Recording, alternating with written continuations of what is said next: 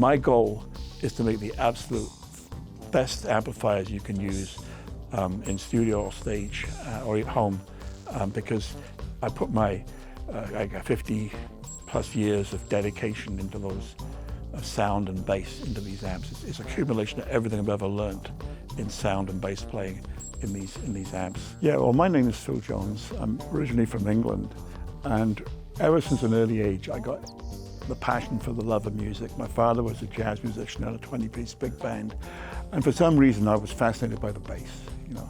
So I grew up in a family of live music, and by the time I was 11, I started on guitar. 13, I switched to bass, made my first instrument, and then I figured out I needed an amplifier. So I built my first amps from school, when I was in school, and built my own woodwork cabinets on a table saw. They were terrible, but you know, you learn at the beginning. So I went into university, studied electronics first, because I was in telecommunications industry. And after doing that, I decided I want to go and study bass. When I was playing live as a bass player, I never felt I could get the sound that I heard or felt like I was hearing from a studio, because I was in the hi-fi and I played back on my big home audio speakers I had.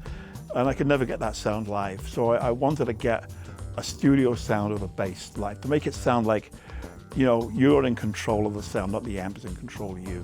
And I used all my years and decades of designing and building and manufacturing speakers to come up with something that would outperform anything. You know, you can talk about it all day long, but the ultimate test is to take it on a gig and play it and hear the difference. And not only will your band members say you sound better, there are people in the audience that tell you you sound great, because that's the feedback I get back from customers all the time. I got involved in live sound for like 8 years or something, in studio, recording studio for a similar time. And in the studio I built my own near field monitors. I made with the prototypes to the first company I started, Acoustic Energy, and that was the AE1. And they ended up in Abbey Road Studios. I think Roger Waters used them. Paul McCartney has them in his studio still today, 35 years later. So I did 4 years at Boston Acoustics, met a friend up in New Hampshire who was a bass player, and we formed Platinum Audio. And I designed my biggest speaker yet, which was the Air Pulse horn-loaded speaker, won the Golden Sound Award in Japan. I used the knowledge from building high-power near-field monitors, like the Acoustic Energy, and using that in multiples to build bass guitar speakers. You know, we built speakers up to 50 drivers in one cabinet, you know, which handled 5 kilowatts, and they were very powerful. But you get an advantage with small speakers. Think of an engine, like you have a car engine, like a V12, V10, V8. You got multiple cylinders to get the horsepower. You don't have one big cylinder. The advantage of small speakers is a lot of reduced thermal compression and in the coil, magnet. Cone acts more like a piston than a floppy diaphragm. Smaller diameter voice coil gives you more hoop stiffness. There's a whole advantage to that because they're powerful and light, and that's what people want. And the speakers we use a variety of 4-inch, 5-inch, and 7-inch drivers in our range. The primary difference between Phil Jones bass amps and everyone else is you probably look and go, how can that be a live sound amplifier? It's got tiny speakers, and even the cabinets are small. You know, how can they work? Well, that's because of the physics of sound and the technology we have today to making high power, low compression speakers. And when you have a small speaker, you can put them in multiples and put braces between it. You can't do it with a big speaker. You've got a 10-inch or 15-inch. The minimum distance from braces is 10 inches or 15 inches, whatever the cabinet is. We can put every 6 inches we would have braced it. So our cabinets are built like a rock. And we also used birch plywood. I think most people won't. Under the Tolex, you can't see what it is, but you know, if you rip the Tolex off one day, you'll see a beautiful Baltic birch plywood in there. You know, we use the absolute best money can buy. Even some of our screws are stainless steel, so they don't rust. You know, where everything on the cabinet is like all the fittings and a lot of it is our own tooling. You know, because we design it to be built for the road and sound like it's coming out of a studio.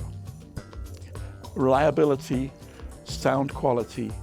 Low noise. We got very, very good signal-to-noise ratio in our amps, because that comes from my days of being in a recording studio, and my days of being on the road with live sound, it's got to take abuse. It's got to be tough, built really well. And so like that's the concept, the frame I put into my amps, the boundary of bass amps, I believe. I believe that in technology, things get better and smaller in time. I mean, look at your cell phone, it's more powerful than the first computer, desktop computer. It's compact and it's light and it's powerful with a studio quality sound as it can be. That's my goal. First of all, every component in a PJB speaker, the speaker unit, is custom ours. It's our proprietary design in every component. We have some very sophisticated acoustic measurement.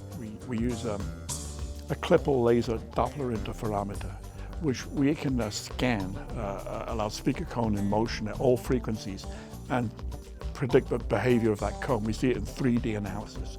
We can slice it in different areas and see the radial and axial breakup modes at different frequencies. We also have a very large anechoic chamber. And actually has a noise floor of -3 dB. 0 dB is the minimum you can ever hear. So it goes lower than what you can hear. It covers the whole frequency range of bass guitar right down to 30 hertz, that chamber. And we can do very accurate measurements. We use B&K microphones, and we use, for amplifier design, we use audio precision devices for measurement and designing amps. So we use very high quality EQ in all our amps. It's not like if we say it's plus or minus 12 or plus or minus 15 dB, it is dead on it, and it's not at that frequency.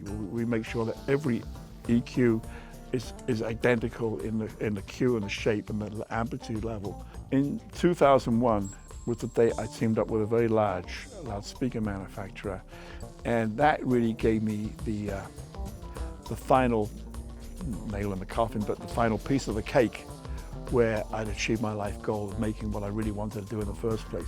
The first amp I ever made in my life was a bass amp, and now I'm making bass amps 50 years later, which is PJB.